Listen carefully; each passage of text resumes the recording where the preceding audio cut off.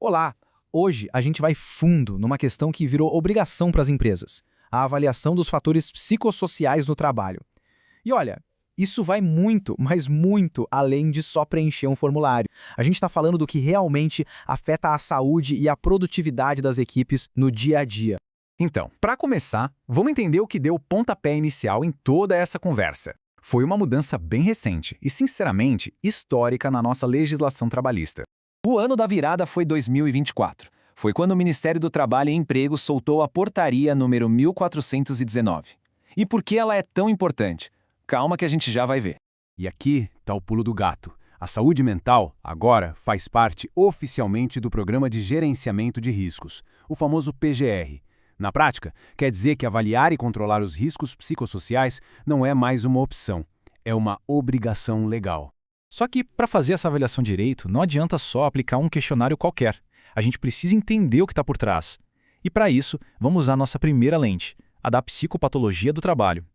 A pergunta que guia essa área, que teve pioneiros como Louis Le Guillian, é bem direta.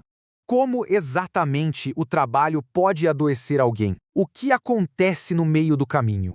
Essa abordagem olha para as condições concretas do trabalho, a pressão por metas, as ordens que não fazem sentido, o clima entre os colegas, e investiga como tudo isso pode virar um gatilho, se tornando patogênico e levando a transtornos mentais.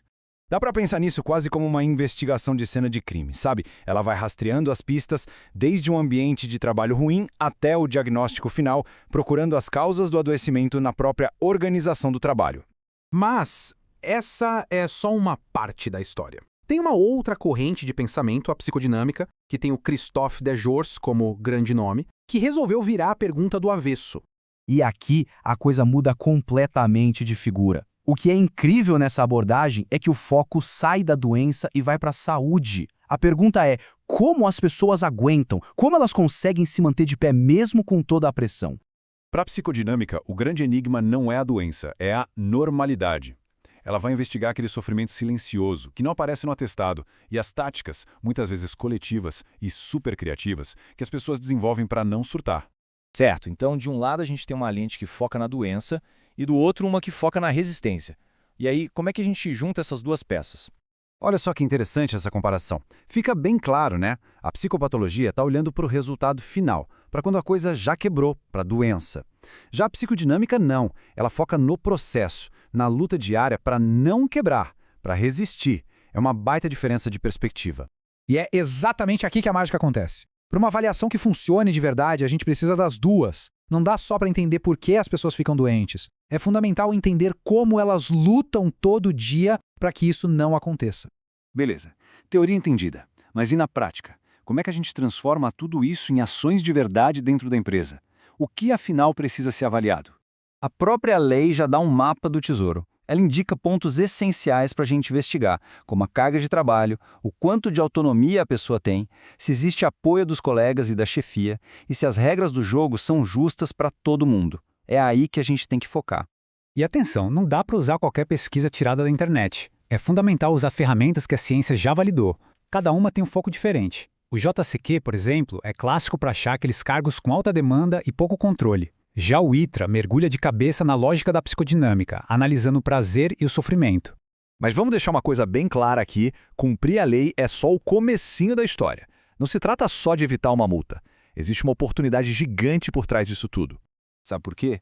Porque rodar um questionário, pegar os resultados e colocar na gaveta não serve para nada.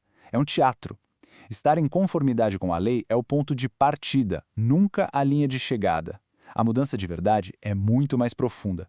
Essa transformação tem que acontecer em 3 níveis.